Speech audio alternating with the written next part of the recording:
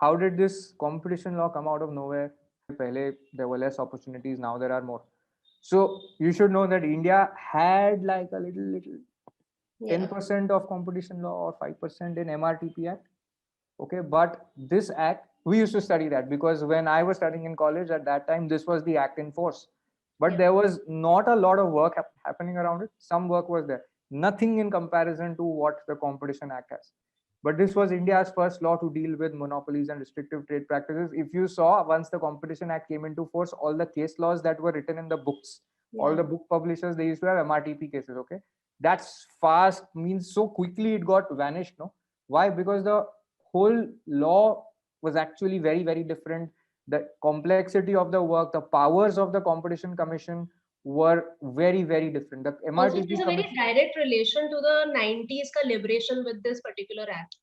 Like yeah, when in 90s the markets opened up, okay, this act suddenly became very redundant because now, because in the MRTP Act, merger related provisions were not very strong. And what the government could see that, okay, now we're going to have a lot of foreign investments coming in. We're going to have a lot of M&A transactions happening. So we really need a proper framework and a new act to say that how these transactions will happen. And this particular thing was missing in the MRTP Act. MRTP Act had a lot of government restrictions on it. Like for every small transaction, you need the government approval. But now the like and the liberalization consequences came were up. not very high of violation. I'm sorry. The consequences were not very high, Yeah, there were no such enforcement and all of that. penalties. There were no penalties or anything. Plus, like I said, that merger control framework was completely missing. Yeah. So MRTP Act was like a combination of Consumer Act and Competition Act. And after MRTP went away, it kind of bifurcated into the Consumer Act and Competition Act. And now both laws have a lot more work happening Much more, yeah. individually. Now So we have a new Consumer Act only, yeah, 2019. and you know what, the 10, this number you should see, 10% of the company's average turnover. Okay, 10% of a company's turnover is huge. And there's a way to calculate it. But this is why this kind of penalty power is why people pay a lot of attention, lawyers and companies pay a lot of attention to competition matters. This is one of the highest financial consequences that a business can suffer. It will be larger than regular commercial disputes, corporate disputes, or arbitrations. This is a huge amount. That is why competition law is taken very seriously. The new Indian Competition Act basically has drawn from EU and US laws, but it has gone on its own direction. Okay, so but what's unique is that in EU and US, competition law is a very big area.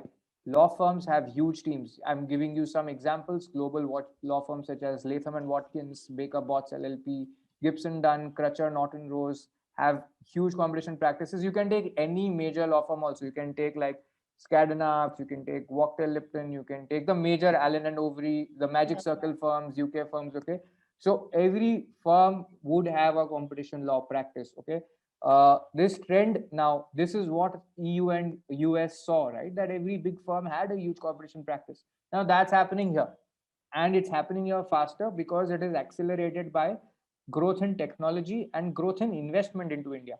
Why? Because investment makes businesses grow big really fast, right? And technology makes it easier to start a business and to start a new kind of business. So you have a lot of new businesses growing really fast, Yeah. which means that there's going to be a lot of market leaders who will face competition issues. Okay, Like that again, is why it's like I fast. said, the logic that back in 98 there was Microsoft. But now 20 years later, we have so many market disruptors. Even in India, we have Geo being the biggest market disruptor that is coming in. So always try to track that kind of a trajectory of the economy, and that will tell you the kind of potential that competition will have because it will keep on following. Oh, the great part is that you don't have to have studied economics in law school. Oh yeah, Okay. I did not. I was not an economics major at all. I had an inclination to understand business laws in the sense that I had an inclination to business news to understand, okay, how can I, where do I start? What is that starting point to start reading business news, and how do I get to know what is happening, how it is happening?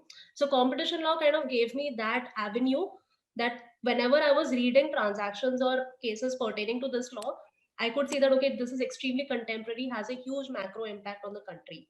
So something worth knowing, certainly. So in 2011, India's biggest law firms were just getting started with their own Yeah. competition law practice. There were 2 to 3 boutique or smaller law firms, KK Sharma Law Offices, MM Sharma, Vaish Associates, they had competition practices. In 2017, when Shweta graduated, the landscape was very different. In 2021, it's going to change it's changed a lot already.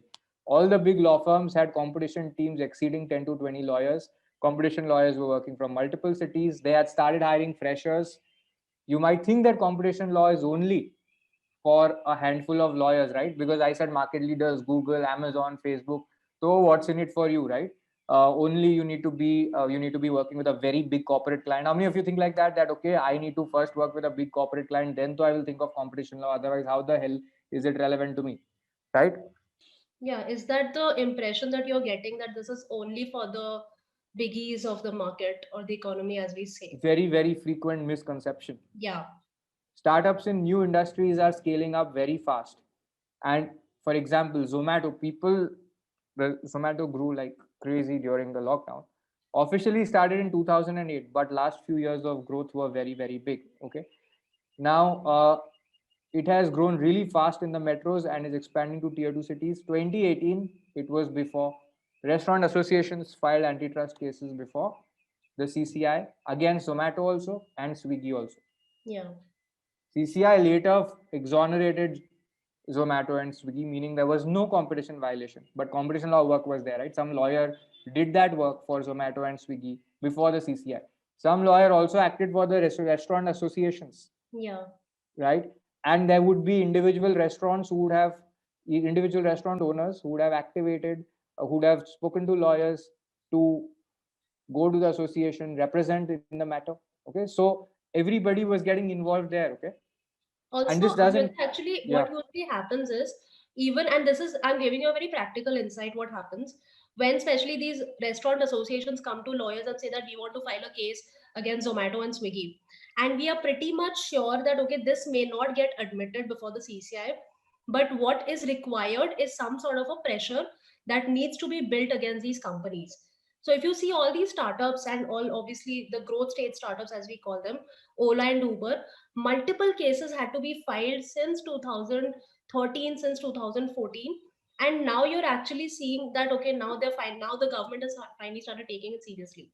So there are some preliminary dismissals that happen, but it opens a good channel that, okay, now if somebody has filed a case, it encourages other bodies and other, I would say, aggrieved parties to also file a case. That is the whole idea of filing repeated cases, and also forces these companies to kind of change or modify their business policies. And this is the job of the in-house counsels, that when they see that, okay, now a lot of antitrust cases are filing up, I think there needs to be some change in business model that we need to bring in, or at least modify it to a certain extent. So cases were also filed against Flipkart, Amazon, and Absolutely, since they were starting 2011. to get admitted and investigated. Now the thing is that once you get to that scale where you are in the radar of the Competition Commission, this will continue for one thing or the other. Another example, Oyo started in 2012. By Yeah. 2014, started attracting a lot of investments, 100 plus crore investments. 2018, 19 antitrust allegations on deep discounting, but they started coming in and CCI was pursuing the investigations. Okay, so really fast you will see that a company which grows will start having competition concerns. Now, how do these allegations take place? Usually there is an informant. An informant means a smaller company, somebody who's affected. Okay, under law there can be multiple informants, but usually you will have a smaller player in the market who will inform the CCI. Okay, With and that Oyo, is it was important. like the hotels and the in-house counsel of the hotels who were really aggrieved by the practices of Oyo. Similarly, with restaurants also, the compliance people who said that no, this Zomato and Swiggy are really putting unfair conditions in their agreements with us. I think we need to take it seriously.